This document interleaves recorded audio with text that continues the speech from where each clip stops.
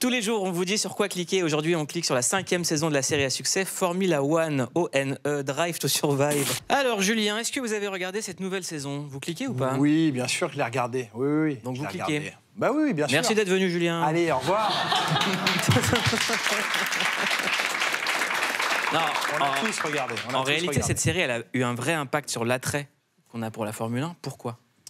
Parce qu'elle a rendu accessible la Formule 1, qui pouvait de base paraître un peu élitiste, et elle a démontré que les pilotes qui composent la Formule 1, cet univers, ce sont des gens qui sont aussi comme nous par moment, et puis ils ont créé du drama. Alors ça permet un accès à la F1, parce que ça explique la F1 de manière très didactique, très ludique. Et puis ça appuie et ça en rajoute un petit peu là où il faut, avec à la façon américaine la chantilly, les petites cerises et les amandes grillées par-dessus. Mais c'est important ce que vous dites, le côté drama en fait. Mais oui, mais c'est diffusé sur Netflix. Donc voilà, moi je trouve ça très bien parce que ça permet à un nouveau public d'accéder à la F1. Et comme moi, c'est mon bébé, la F1, plus il y a de gens qui peuvent venir et découvrir, plus j'apprécie. Donc bravo à Netflix pour ça. Le seul truc qui m'embête un peu, c'est voilà, la surréaction dans certaines situations. Il joue un petit peu avec la chronologie, mais on sait ce qu'on va chercher quand on va regarder cette série. Et au moins, il y a une plongée dans la F1 qui est super intéressante. Donc bravo pour ce qu'ils ont fait, parce que effectivement, on a aujourd'hui un public beaucoup plus jeune qui suit la F1, qui s'est féminisé énormément, et ça, je trouve ça génial. Et tant mieux. Oui, c'est plus un sport de mec. C'est pas qu'un sport de gros bourrins. Et ça n'a jamais été un sport de gros bourrins. Jamais, jamais.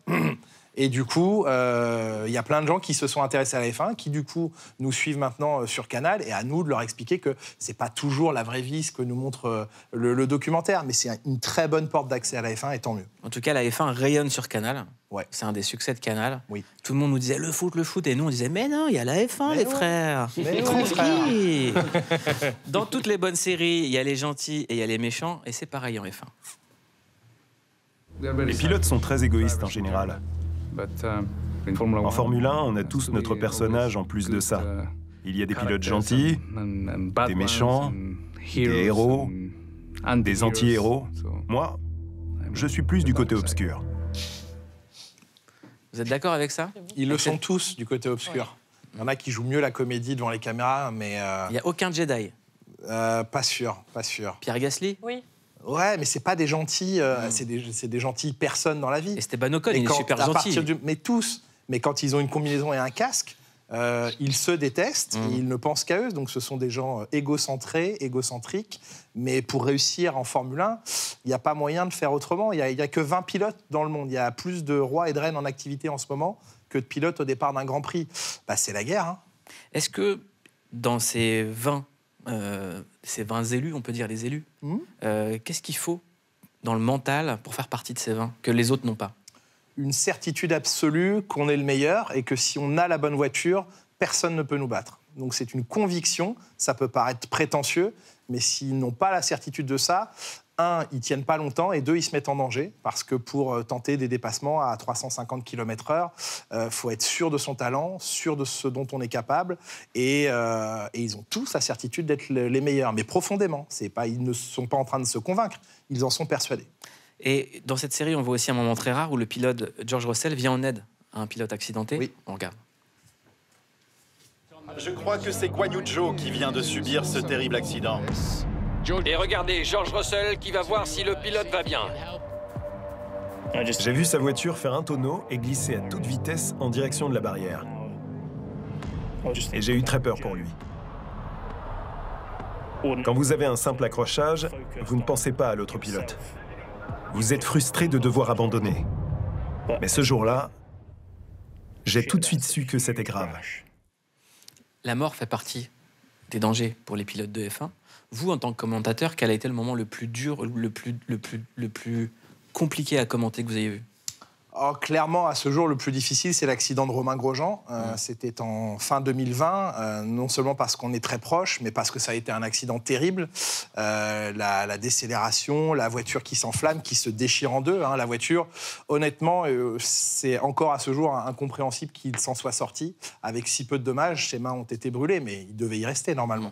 Et en plus, c'est un très bon ami, donc ça a été dur à vivre. Mais et quand on est au micro, Vraiment, et qu'on voit son pote se cracher, comment est-ce qu'on continue à travailler en fait? Comment on fait? Alors, je pense que l'être humain est quand même pas trop mal fait et le cerveau split en deux. C'est-à-dire qu'il y a une partie qui est dans le noir absolu avec des images terribles.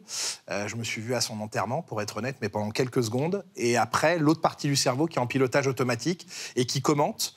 Et tout le monde m'a dit ça a dû être très dur, mais heureusement que j'étais à l'antenne parce que chez moi, je l'aurais encore plus mal vécu. Là, au moins, j'avais une obligation, c'est de tenir le micro, de tenir la parole et attendre. Il s'est passé 2 minutes 45 avant qu'on ait des nouvelles bonnes, mais elles m'ont paru durer 2 heures. Mais il y a une partie qui se met en pilotage automatique. Et quand on n'est plus à l'antenne? On craque. On craque. Vous êtes moi, j'ai effondré? craqué un peu à l'antenne parce que pendant qu'on était à l'antenne, j'ai reçu un texto de la maman de Jules Bianchi, qui s'est tuée en Formule 1 quelques années avant, me disant au moins la mort de Jules a servi à sauver Romain aujourd'hui. Donc quand vous recevez ça en direct, ça a été très dur, mais heureusement j'étais très bien entouré. Et après, vous dormez pas de la nuit, et du coup, pour dédramatiser, j'ai regardé La Flamme. Bah ouais, l'épisode de La Flamme, voilà. Mais c'était pas le meilleur titre. Mais ça l'a bien fait, ça l'a bien fait. Très bien, en Et tout c'est cas, difficile. on est content et on a reçu Romain Grosjean sur le plateau de Click, on était très content de l'avoir. Vous êtes aussi le premier journaliste à avoir eu l'opportunité de monter dans une voiture de F1 sur le circuit mythique de Monza en Italie. Très bon Zarancini là-bas, je les conseille. Bien On sûr. regarde et juste après, vous commenterez votre course. Radio check, Julian. Yes, radio check. There is a light near to the radio button. It means it's open. That's correct, yes.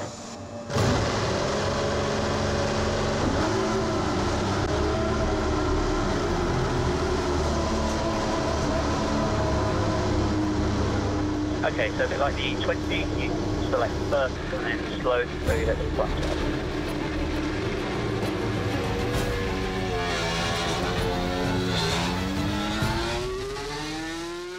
Alors, Julien Febvreau, j'ai un défi pour vous. Est-ce que vous êtes prêt à vous commenter? Vous êtes... Ouais, je sais pas. Oui, allez. Est-ce que vous pouvez commenter votre course? Allez, envoyez les images, c'est parti. Julien Febvreau. Freddy peut vous aider, super commentateur aussi. Il est en 6e. Bien vu. Non, on est sur le circuit de Monza, qui est l'un des circuits les plus rapides de la planète, au volant d'une Formule 1 qu'on a accepté de me confier chez Alpine et qui vaut 2,5 millions d'euros. Et là, vous tournez à droite. Et là, je tourne à droite parce que le GPS me le dit, sinon je serais allé à gauche. La voiture fait 1000 chevaux. Il n'y a pas de traction control, d'anti-patinage. Il n'y a pas d'assistance au freinage. C'est des voitures brutes et qu'évidemment, vous avez l'interdiction de cracher. Et que pour la première fois, effectivement, une équipe de Formule 1 a laissé un novice monter à bord de ces machines. Il y a eu plusieurs semaines d'entraînement avant sur des simulateurs, sur une Formule 1 plus ancienne et qui, elle, était protégée par des systèmes. Mais ce jour-là, il n'y avait plus aucune protection. Et j'ai eu la chance de faire 10 tours au volant de cette voiture extraordinaire. Très, très chanceux. Bravo. Merci. Magnifique. Ouais. Julien Febvreau, c'est vraiment la crème, quoi. C'est agréable, c'était très agréable à écouter. Ouais, c'est Julia, en plus de la série Formula One, vous nous conseillez de cliquer sur le documentaire qui raconte l'histoire du pilote de légende Jackie Stewart. Regarde. Will you welcome, please, Mr. Jackie Stewart? I really desperately want success. He's becoming an idol.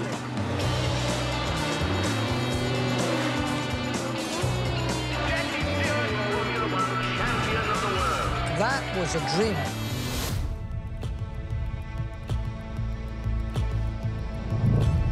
If my story can help people, then I'll see that as a success.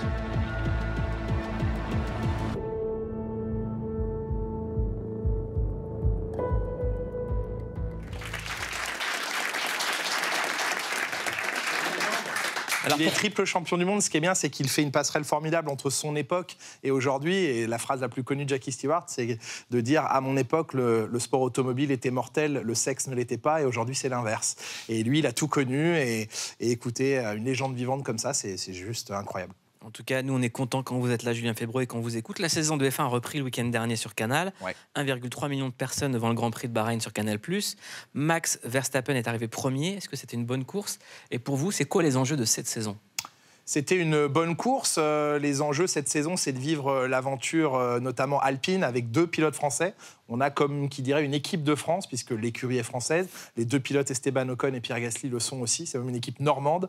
Donc ça va être intéressant de voir comment ils cohabitent. Et puis il va être intéressant de voir comment un Fernando Alonso qui roule chez Aston Martin à 41 ans, c'est le plus âgé du plateau, peut revenir. Il est double champion du monde et il semble enfin dans sa carrière avoir fait un bon choix. Et c'est peut-être lui qui va venir nous pimenter cette saison. Donc ça va être intéressant à vivre. Alors, la question est Zidane. Et Zidane, il a marqué? Non, c'est pas ça. Non. Eh ben Zidane, il est là. J'ai vu Dieu en personne il y a quelques jours quand ils ont présenté l'Alpine. Et il est tellement impressionnant, ce Zinedine Zidane. Ouais. Il y en a 2 comme ça. Il y a Federer et lui, quoi. Quand vous les regardez, vous faites waouh, monsieur. Et qu'est-ce qu'il vous a dit? Salut, j'ai pas entendu. Bonjour. Mais je lui ai serré la main et depuis voilà, je l'ai plus lavé. Eh ben, gardez votre main. Ouais, du coup. Hein. Julien Febvreau, c'est à vous de passer au questionnaire de clic. Allez, c'est parti.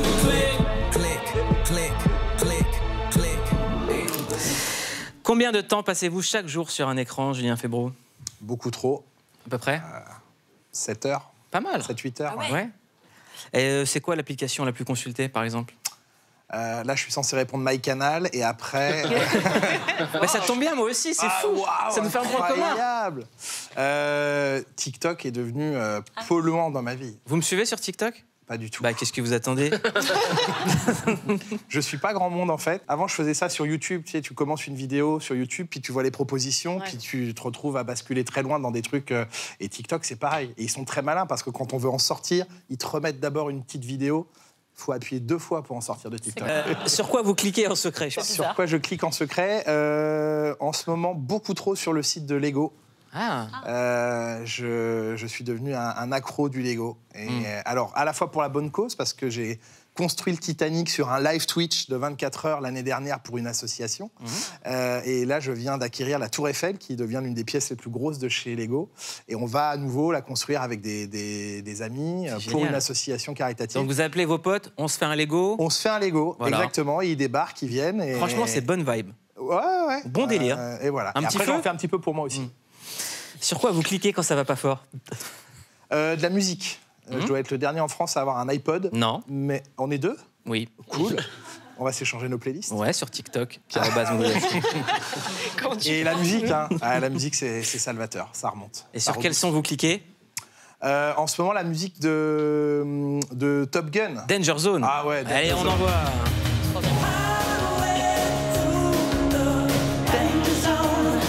Ah oui, ça réveille, ça.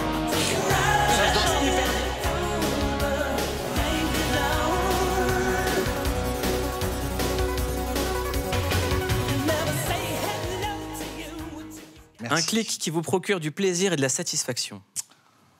Et un peu de gêne aussi, du coup. Allez. Il y a des super vidéos sur YouTube de mecs qui nettoient des voitures dégueulasses et qui les rendent très belles, très propres. Et c'est ultra... Si ça, c'est pas satisfaisant. La voiture arrive, mais tu n'oses même pas monter dans cette voiture. Et en 30 heures de boulot, le mec la rend comme neuve et je trouve ça ultra satisfaisant. 30 heures. Elle doit être très propre, votre voiture. Elle est impeccable. Et vous le faites des fois pour la voiture des copains quand ils viennent faire un Lego? Non, faut pas déconner. Non. Bien tenté. Il y a une douceur avec ce tapis de sol qui est unique.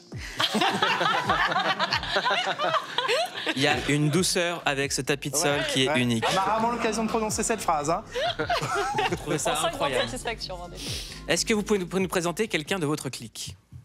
Quelqu'un de ma clique, oui. Je suis, pour mêler mon plaisir du sport automobile et quand même de la bonne cause, il y a un compte qui s'appelle Au-Pilote, une association qui s'appelle Au-Pilote, H-O comme le début de hôpital. Et en fait, ils ont eu une super idée, c'est de faire contribuer les gens pour acheter ces petites voitures que vous voyez. Et en fait, les enfants, lorsqu'ils ont une opération chirurgicale, quittent leur chambre en étant au volant de ces petites voitures et c'est eux qui vont à la salle d'opération. Et ça change beaucoup de choses. Parce que je ne vais pas dire qu'ils vont à l'opération avec du plaisir, c'est certain que non, mais beaucoup moins de stress. Et c'est eux, comme des grands, qui font la démarche d'aller à la salle d'op et ils ont des résultats incroyables d'enfants beaucoup moins stressés quand ils rentrent au bloc, etc. Ça s'appelle Au-Pilote. H-O-P-I-L-O-T-E. Ils ont des comptes Insta, Twitter et c'est des gens formidables.